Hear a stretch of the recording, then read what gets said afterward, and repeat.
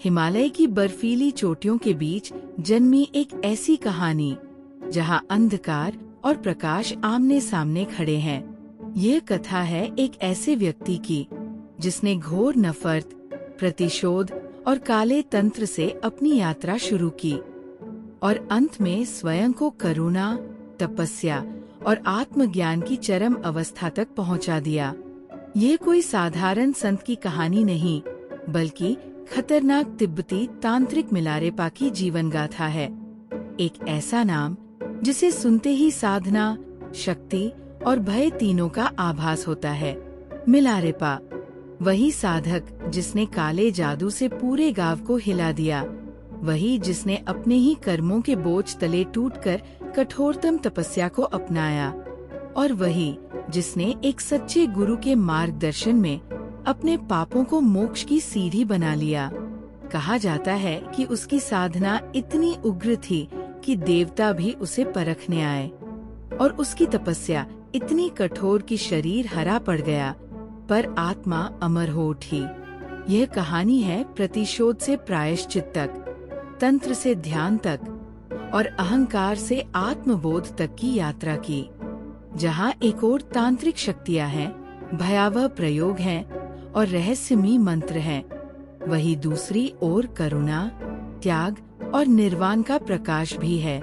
मिलारेपा की जीवन गाथा हमें ये सिखाती है कि चाहे अतीत कितना ही अंधकारमय क्यों न हो, यदि साधना सच्ची हो तो मुक्ति संभव है।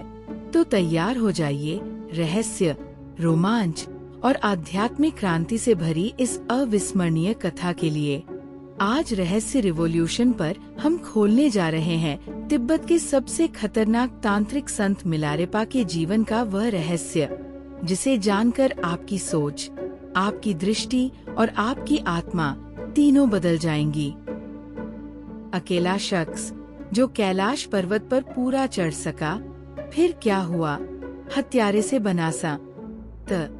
भगवान शिव कैलाश पर्वत पर वास करते हैं। इस पर्वत पर चढ़ने की कोशिश कई लोगों ने की, लेकिन कोई सफल नहीं हो पाया, सिवाय एक शख्स के, जो एक बड़ा तिब्बती बौद्ध संत था। कौन था यह? कैलाश पर्वत को भगवान शिव का वास माना जाता है। कहा जाता है कि भगवान शिव अपने परिवार के साथ यहीं पर रहते हैं। इस पर्वत पर कई लोगों ने चढ़ने की कोशिश की, लेकिन कोई कामयाब नहीं हो पाया।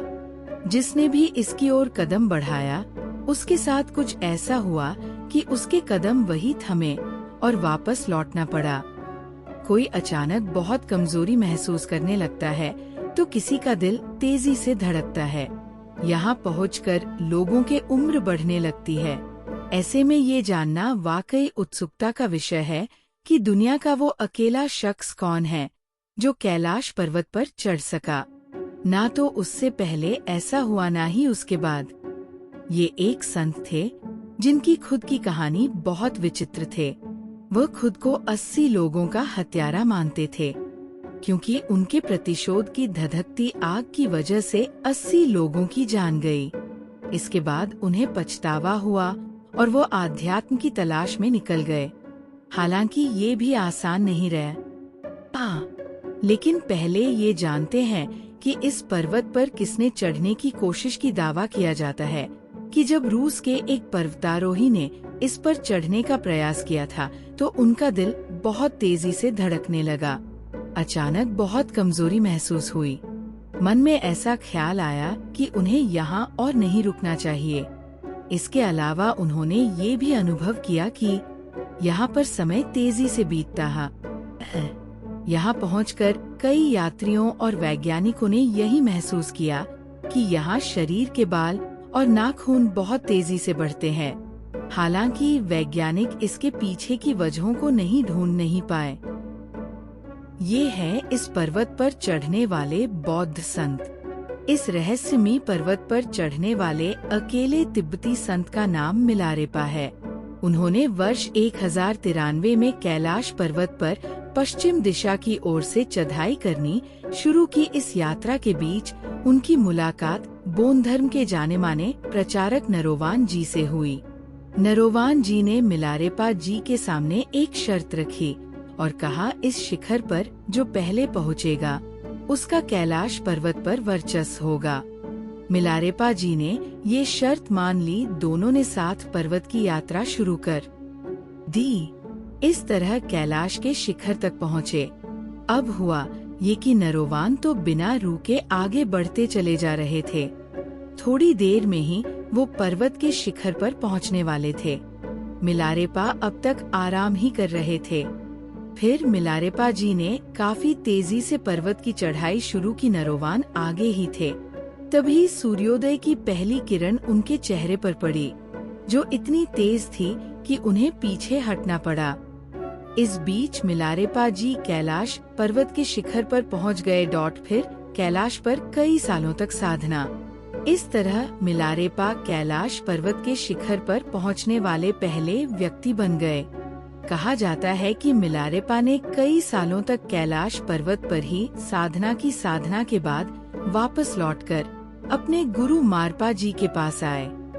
मारपा ने उन्हें अंधेरी कोठरी में बंद कर दिया, जहां उन्होंने अपनी तंत्र विद्या पूरी की। फिर उनकी इस शिक्षा को उनके गुरु मारपा के गुरु नरोपा ने पूर्णता दी।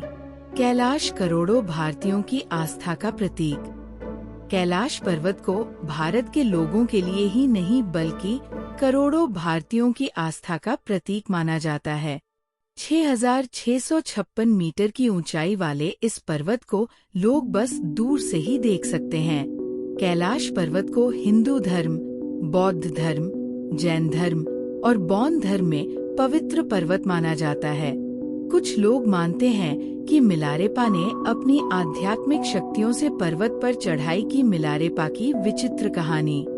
मिलारेपा की कहानी भी बहुत विचित्र है। बौद्ध धर्म से जुड़ी कुछ किताबों में मिलारेपा को तिब्बत का बुद्ध तक कहा गया है।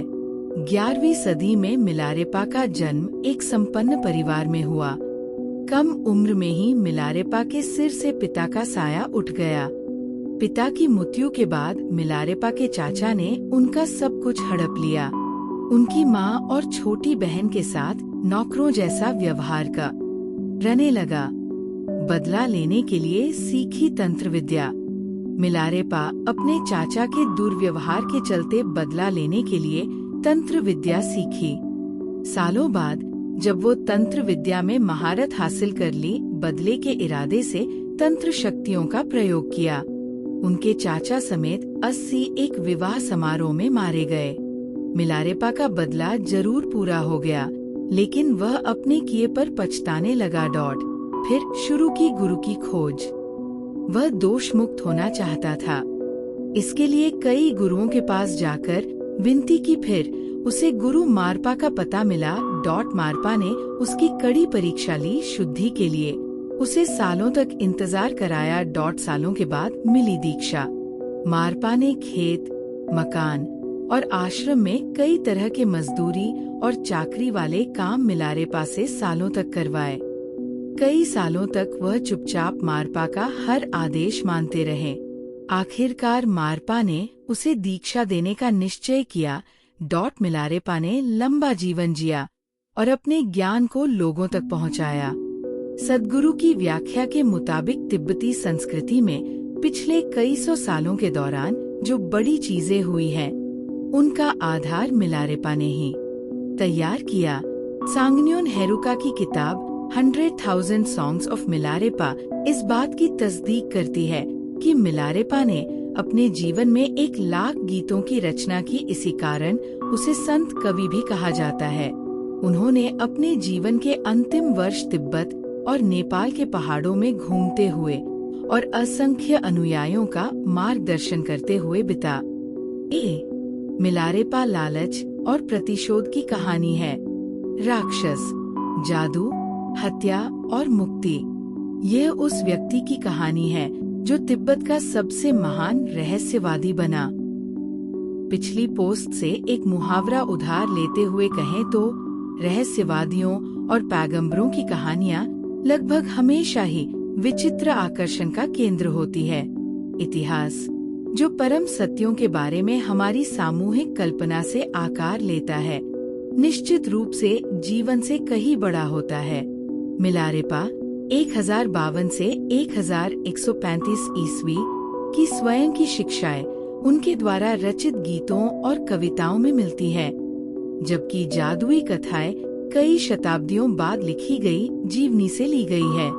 दलाई लामा ने कहा, जब भी मैं तिब्बत के महानतम योगी मिलारेपा की कहानी पढ़ता या सुनता हूँ तो मेरी आंखों में आंसू आ जाते हैं और मेरे अंदर आस्था की एक प्रबल भावना जागृत हो जाती है। प्राचीन तिब्बत में एक युवक अपनी माँ को बचाने के लिए सामूहिक हत्या करता है। अपने पाप का प्रायश्चित करने के लिए कठोर आध्यात्मिक साधना करता है और एक संत बन जाता है जिसकी शिक्षाएं 900 साल बाद भी जीवित है। ये कहानी विस्तार से इस प्रकार है। मिलारेपा का जन्म एक समृद्ध परिवार में हुआ था, लेकिन जब वो 7 वर्ष का था तब उसके पिता की मृत्यु हो गई और घर-बार एक लालची चाचा चाची के हाथ लग गया, जिन्होंने परिवार को गुलामों की तरह रखा। वे एक झोपड़ी में रहते थे, घटिया खाना खाते थे और दिन भर खेतों में काम करते थे। जब वो 15 वर्ष का हुआ तो मिलारेपा की माँ ने उससे एक तांत्रिक के पास जाकर काला जादू सीखने की मांग की ताकि वो बदला ले सके। अगर उसने उसकी बात नहीं मानी तो उसने धमकी दी कि वह उसके सामने आत्महत्या कर लेगी। हमारी संस्कृति में जहाँ माता पिता की आज्ञा मानना अनिवार्य नहीं है, ये सोचना आसान है कि माँ बस एक संकी थी और किसी ने बाल सेवा विभाग को क्यों नहीं बुलाया। मिलारेपा की कहानी को समझने के लिए हमें एक ऐसी संस्कृति की कल्पना करनी होगी जहाँ पारिवारिक सम्मान जीवन से भी अधिक महत्वपूर्ण था, जहाँ मानव अवतार को असीम रूप से अनमोल माना जाता था और माँ को इस उपहार की मुख्य दाता के रूप में पूजा जाता था, जहाँ माँ को नुकसान पहुँचाने देना जबकि आपके पास इसे रोकने की शक्ति थी, एक अकल्पनीय पाप था। हम अक्सर 2 बुराइयों में से कम बुरी को चुनने की बात करते हैं और हम में से अधिकांश के लिए चुनाव का दिन बीत जाने के बाद ये दुविधा खत्म हो जाती है, लेकिन मिलारेपा के लिए ऐसा नहीं है। उनके इस दुविधा भरे चुनाव की कल्पना करने के लिए मुझे गैरी कूपर का वह दृश्य याद आता है जो फिल्म सार्जेंट यॉर्क में पहाड़ पर बैठा है, एक हाथ में बाइबल और दूसरे में संविधान लिए और अपनी अंतरात्मा की आवाज सुनने की कोशिश कर रहा है। मिलारेपा ने अपनी माँ की बात मानने का फैसला किया। वह जादूगर के पास गया और एक जटिल विधि सीखी जिससे वह आत्माओं को बुला सकता था। इन आत्माओं ने उस पत्थर के घर को गिरा दिया जहाँ उसके चाचा का परिवार शादी का जश्न मना रहा था। घर में 35 लोग थे। विडंबना यह है कि केवल चाची और चाचा ही बच पाए। चारों ओर अफरातफरी मच गई। मृतकों के रिश्तेदार क्रोधित हो गए और उनका पीछा करने लगे। मिलारेपा बाल बाल बच निकला, लेकिन वह अपने अंतरात्मा और 33 हत्याओं के बुरे कर्मों से नहीं बच सका, जिनके कारण उसे कई जन्मों तक बौद्ध नरक में जाना तय था। उसके तांत्रिक संपर्क ने उसे मारपा नामक एक प्रसिद्ध गुरु से मिलने की सलाह दी। जब उसने ये नाम सुना तो मिलारेपा रोमांचित हो गया, मानो उसे अपने भाग्य की एक झलक मिल गई हो। उसके आने से एक रात पहले गुरु ने सपने में देखा कि कोई बहुत खास व्यक्ति उनके जीवन में आ रहा है। हालांकि उन्होंने मिलारेपा की क्षमता को तुरंत पहचान लिया, लेकिन उन्होंने उसके बुरे कर्मों को भी देखा और जान लिया कि इससे पहले कि कुछ और हो, लड़के को उन कर्मों का निवारण करना होगा। मिलारेपा ने आध्यात्मिक साधना में दीक्षा लेने का अनुरोध किया, लेकिन मारपा ने ये कहते हुए इनकार कर दिया कि ऐसे खजाने उन जैसे निकम्मे व्यक्ति के लिए नहीं हैं। इसके बजाय उन्होंने मिलारेपा को एक पत्थर के टावर को 3 मील दूर किसी दूसरी जगह ले जाने के लिए कहा। मिलारेपा को उन पत्थरों को अपनी पीठ पर लाद कर ले जाने में 3 साल लग गए। मारपा ने उनका काम देखा, अपनी ठुड्डी खुजाई और कहा, जानते हो क्या, मुझे लगता है कि ये पहले स्थान पर ही ज्यादा अच्छा था। इसे वापस वही ले जाओ। उस समय हम में से अधिकांश लोग अपने चिकित्सक से फोन पर बात कर रहे होते, लेकिन मिलारेपा ने वही किया जो उन्हें कहा गया था। उन दिनों आध्यात्मिक साधकों को आध्यात्मिक शिक्षा के लिए कभी कभी बड़ी कठिनाइयों और जानलेवा यात्राओं का सामना करना पड़ता था। ये सब ठीक था। मिलारेपा कभी भी धोखाधड़ी या घोटाले के आरोपों के साथ शाम 6 बजे की खबरों में नहीं आए। मिलारेपा ने आध्यात्मिक दीक्षा प्राप्त करने से पहले 12 वर्षों तक परिश्रम किया।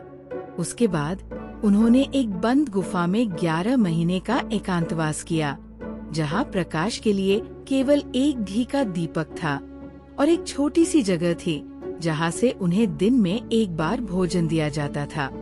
बाद में वे एक और एकांत गुफा में चले गए, जहां वे केवल बिच्छू बूटी और स्थानीय वनस्पतियों पर ही जीवित रहे। वे एक जीवित कंकाल की तरह दिखते थे, लेकिन वहीं उन्हें परम ज्ञान प्राप्त हुआ। भारत की आवारा पुत्र की कहानी और उससे संबंधित अन्य कहानियों की तरह मिलारेपा की कहानी ये बताती है कि एक बार जब कोई सच्चे मन से उद्धार की ओर मुड़ता है, तो वो उद्धार से परे नहीं होता। स्वाभाविक रूप से मिलारेपा के बारे में कई चमत्कारिक कहानियां प्रचलित है। उनमें से एक कहानी ये है कि उन्होंने अपनी गुफा की चट्टानी दीवार पर अपना हाथ दबाया था, जिसका निशान आज भी मौजूद है। 1998 की वसंत ऋतु में तिब्बत की एक सामूहिक तीर्थयात्रा के दौरान मैंने एक ऐसा मार्ग चुना जो हमें सीधे मिलारेपा की गुफा तक ले जाता। भौतिक जगत की सीमाओं पर अपनी महारत प्रदर्शित करने के लिए मिलारेपा ने अपना खुला हाथ गुफा की दीवार पर कंधे के स्तर के लगभग बराबर रखा और फिर अपने हाथ को सामने की चट्टान में और आगे धकेलते चले गए, मानो दीवार का कोई अस्तित्व ही न हो। ऐसा करने पर उनकी हथेलियों के नीचे का पत्थर नरम और लचीला हो गया, जिससे उनके हाथ का गहरा निशान सबके सामने आ गया। मेरे सवालों का अंदाजा लगाते हुए हमारे तिब्बती अनुवादक ने मेरे पूछने से पहले ही जवाब दे दिया। उन्होंने बड़ी सहजता से कहा, उनका विश्वास है, गेशे महान गुरु मानते हैं कि वे और चट्टान अलग नहीं हैं।